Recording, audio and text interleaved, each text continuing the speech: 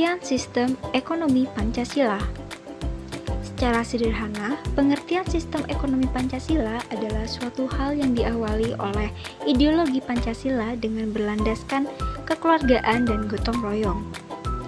Sistem ekonomi yang diterapkan di beberapa negara memang sesuai dengan filosofi hidup negara yang berkaitan. Begitu pula dengan Indonesia. Sistem ekonomi Pancasila sendiri memberikan kebebasan kepada seluruh warga negara untuk berusaha atau membangun usaha perekonomian dengan batasan dan syarat-syarat yang telah ditentukan.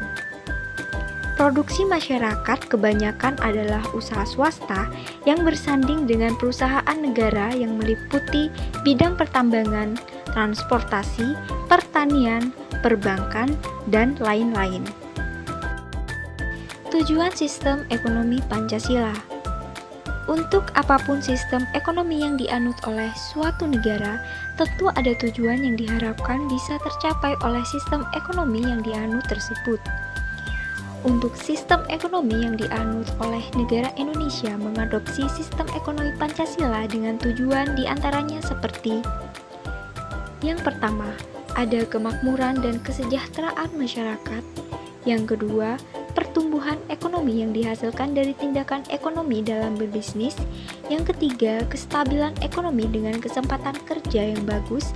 Yang keempat, adanya insentif atau dorongan untuk bekerja dan ikut ambil bagian dalam kegiatan ekonomi di masyarakat.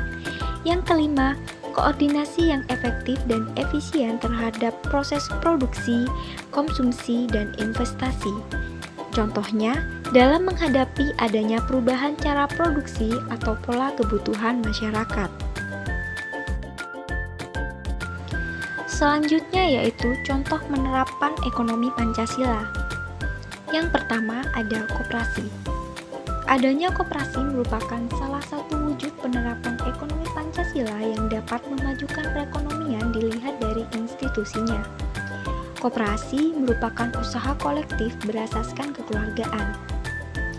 Pengelolaan dan distribusi kekayaan dikuasai oleh para anggota sehingga tidak adanya kesenjangan ekonomi antar individu. Namun, popularitas koperasi kian tenggelam. Hal ini terlihat dari banyaknya koperasi di Indonesia yang tinggal papan namanya saja. Yang kedua, ada BUMN. BUMN adalah singkatan dari Badan Usaha Milik Negara.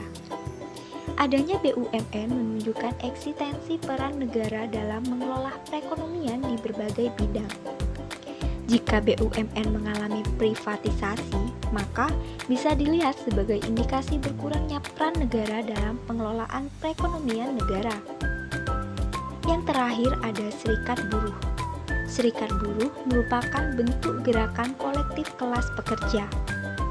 Relasi antara pekerja dan pemodal yang tentang eksploitasi bisa diantisipasi atau dikurangi dengan adanya serikat buruh. Serikat buruh yang kuat memiliki posisi tawar yang kuat di mata pemilik modal ataupun investor.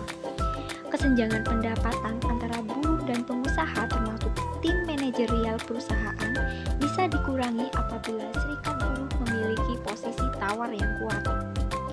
Ekonomi Pancasila mengutamakan kemakmuran bersama, bukan kemakmuran segelintir elit.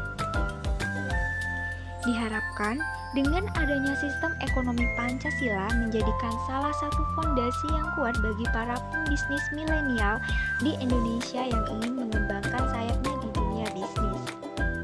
Sistem ekonomi Pancasila dapat dijalankan apabila kondisi perekonomian dan keuangan dalam bisnis tersebut menjadi baik.